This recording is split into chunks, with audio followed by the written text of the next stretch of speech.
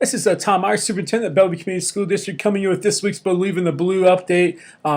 Just going to give you an update of the board meeting from Monday night, where we had a lot of student involvement, which is great. We always like students there and talking about what they're doing. And talking about students right now, we have parent-teacher conferences both Wednesday and Thursday. That's today and tomorrow, and those are from 3:30 to 8.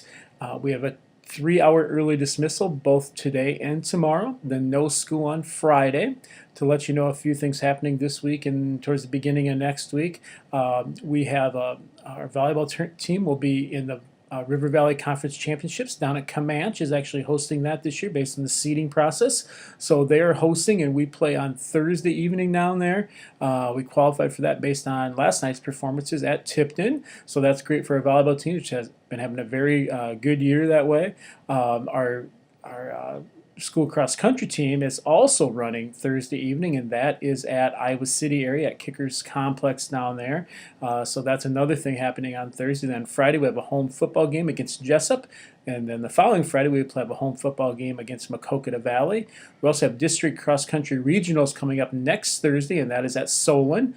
The following Monday, October 23rd, we will host a volleyball round. We will play the winner of Cascade and Clayton Ridge. That is next week, but we will play that on October 23rd, and that is at home. So a lot of things going on, and middle school basketball for girls will start up next week with practices. So all kinds of stuff going on for our students that way as we move on through the year and get close to the end of the first quarter that way. I encourage you to come to conferences, whether you're elementary or middle school, high school. Coming out at the high school level, you come in the main entrance and they'll direct you around. You go into the teachers' rooms. At the elementary level, as many of you know, you go into that one teacher's room basically and talk with them. If you want to visit with PE or music, you can do that as well. But some different things happening here. I just want to give you some highlights of the board meeting. We had a comic curriculum presentation by the Bellevue Big Program, and Mason Jackson, Anna Dunn, Cameron Ray, and Eli Witt were there. Eli Witt was talking about the Big Honey program, about basically about starting up a honey producing situation that way, and he talked about the boxes and actually showed us some of those, which was great. And then Mason and Anna took us out and we talked about the aquaponics area. I shouldn't leave out Cameron Ray talked about the marketing of the Big Honey, how we're going to market that. But Anna Dunn and Mason Jackson talked about the aquaponics, where there's a tub of water with some fish in it, and the water circulates through some plants, through some tubing that way. They're actually growing mint now, but they're looking to grow tomatoes, peppers, watermelon, popcorn, different type of things like that. And the goal is to actually produce for our food service program that way in the future as well. So very good project there. And if you ever want to come out and see that, just call out and let us know. We'd be happy to have you come out that way. We also, and Mr. Yeager and Mr. Ernst were there as well. We actually went out and saw that. The board actually left the board and went out and saw that. The board found that very educational as well. We also had Jessica Hinchin, a middle school science teacher, visit about some of our 7th grade students applying to attend a trip that Maquoketa has taken the last several years, and it's to the Isle Royale National Park up in Michigan. So that is happening that way. We approved that to happen for our students to apply. We'll be getting more information out to our 7th graders in the upcoming weeks that way. In Comet Finance, we talked about some different things happening there in regard to education that way and what our budget is. Some parts that our enrollment is fairly stable from last year that way.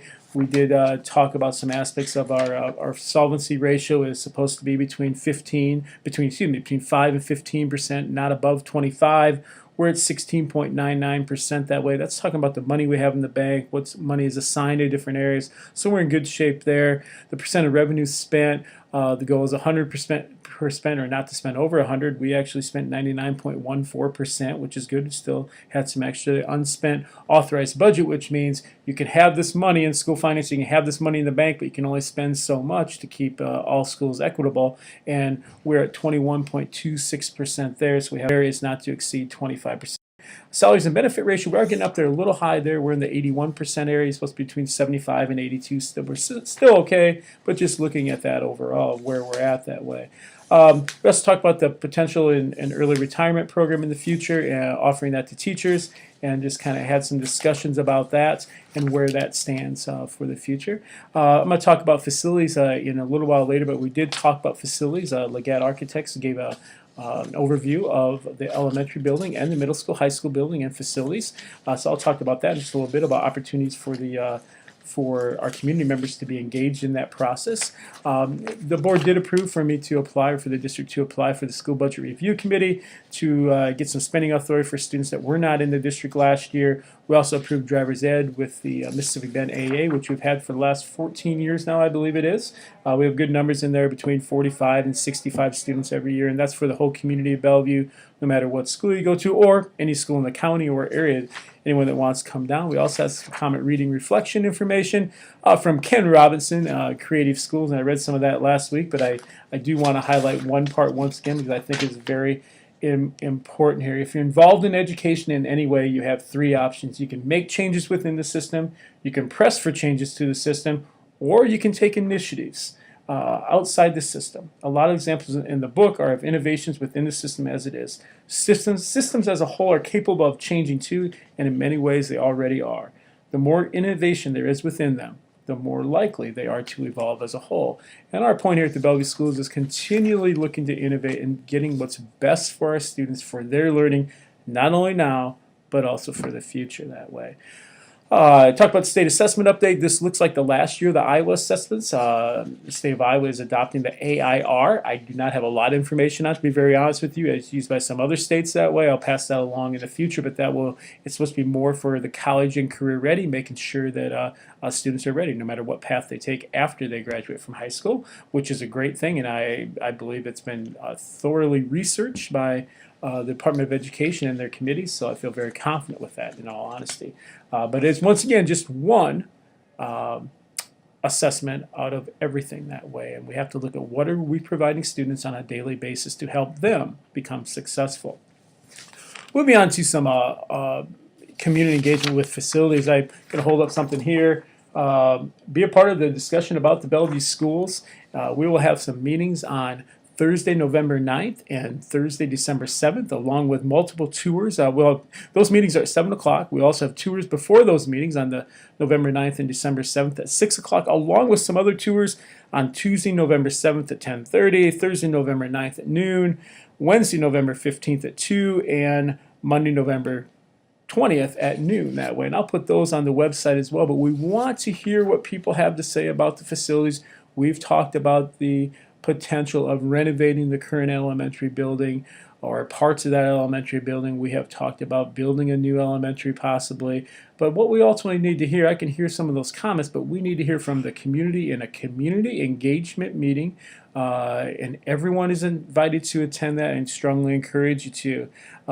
As the brochure says here, the Bellevue Community School District has formed a district facilities committee to evaluate the facilities and needs for the district. From several discussions and a survey that was conducted during August and September of community members in the district, it is time to move forward with more in-depth discussions of what our community believes are keys for our facility improvements. So I'll put this stuff on the website too. Be sure to check that out at bellevue.k12.ia.us. But on that note, I'm going to let everyone go for the week. I will talk again next week, and we'll kind of go from there. But have a great week, everyone. If you have questions, please let me know. And I do mark on your calendars for November 9th and or December 7th to talk about facilities. Express your thoughts. There'll be a presentation by the architects along with some general information to comment on, to have further discussions about. We will have someone there also to talk about tax rates at the December meeting. So we'll move on from there. But have a great one, everyone.